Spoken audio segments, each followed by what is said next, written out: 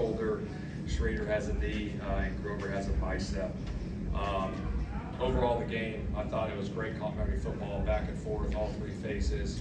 Shagu getting the punt block there was huge, getting the takeaways by Mackay. Latu, obviously Grover getting the tip there was huge, and then scoring, 6 times, 6 drives, 6 touchdowns by the offense. It was just great to see. I think everyone got involved. Like I said, complementary football all the way around, so it was a good game. Do you have any updates on Spencer yet? I don't right now. I don't. It doesn't look good, but I don't have the full update. Did you ever consider letting Ringo kick even extra points just to? Yeah, a little bit, but I felt good about the offense, just trying to go for 2, and you know what I mean, going down there, and obviously we would have had some moving parts there. I got a ton of faith in Rigo picking those balls, and just the holds, and who would be the snapper, and there's a lot of moving parts there. I know it doesn't matter, but what are the parts would be snapping there? It would have been oval tree, and it would have been a hole. Something more I mean, the efficiency of your offense, I think, is kind of notable. I mean, it's decent yardage today, but I mean, you're converting, you're taking advantage of opportunities. Why so efficient? I think it starts up front, and the quarterback's doing a hell of a job.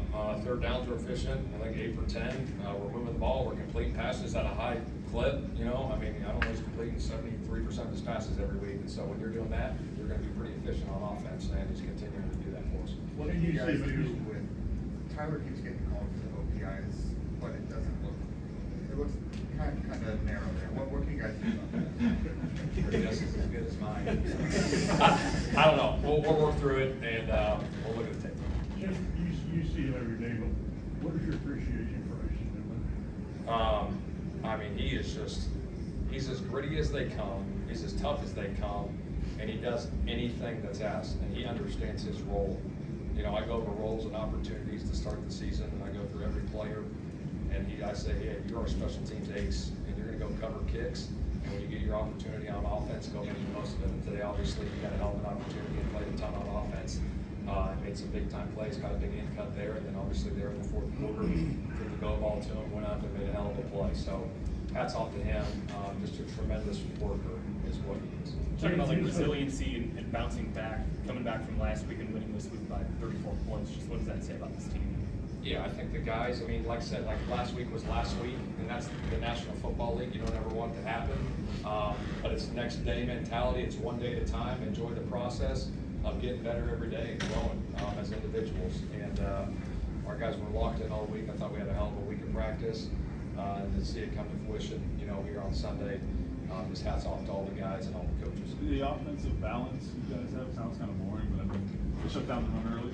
You guys did with that. How does that balance meet with the injuries?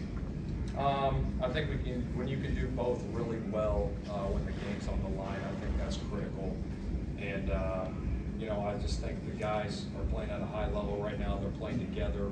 The communication piece is huge. There's so many details that go into it throughout the week, and the side conversations that take place with the quarterback and the center and the receivers and the meetings, the extra meetings that they have, going through every little detail of every possible look we can get. Stuff comes up on game day, and those guys are all prepared and ready for it. And I think it's just great back and forth, with those guys, but also just the camaraderie of our guys right now. Obviously we're in week 5, going into week 6, but been very pleased. But we got to do it, again and again every week. We saw Ashley Newland play a lot today. Yeah. One of them didn't tell them offense. Andy Mitchell didn't play until the fourth quarter. Yeah. Explain toward that decision. Yeah, obviously, just I told you guys, AD's got to earn it, and so that was a situation where Doolin was going to start at X and play most of the game, and if we needed AD in a situation, we would have to use them, and we played there at the end. JT, 3 touchdowns today. Yeah. I think that's the 4th time in his career he's had 3 total touchdowns. 2 of them happened this year. Yeah. For a 6-year guy. So, what level is he playing at? What does that say about this year? Extremely high. I mean, I think he's playing best back in the league right now.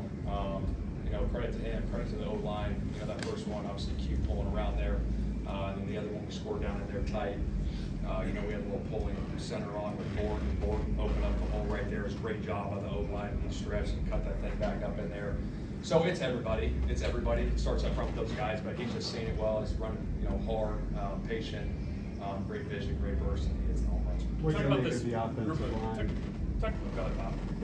Okay. What do you make of the work of the offensive line? The Raiders point have gone 39 straight games with a sack, and they didn't have any today. Yeah, I mean, our thing going into this game, which I'm sure every opponent that plays the Raiders is stop 98. He's one of the best in the league right now, and so going into the game, we were trying to get 4 hands on him as much as possible, not run at him.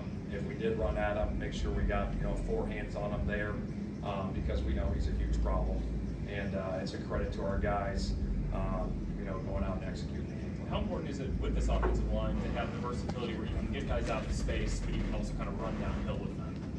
Yeah, no, I think that's a great question. I think we got so many guys that are multiple, that have different roles, that have different skill sets, and so we try to play to their strengths each and every week. And obviously, depending on who we're playing with the defensive scheme and what they're doing, trying to put our guys in advantageous looks, week in and week out, and buy down the distance and what they're doing, and then our guys going out and executing. So hats off to those guys.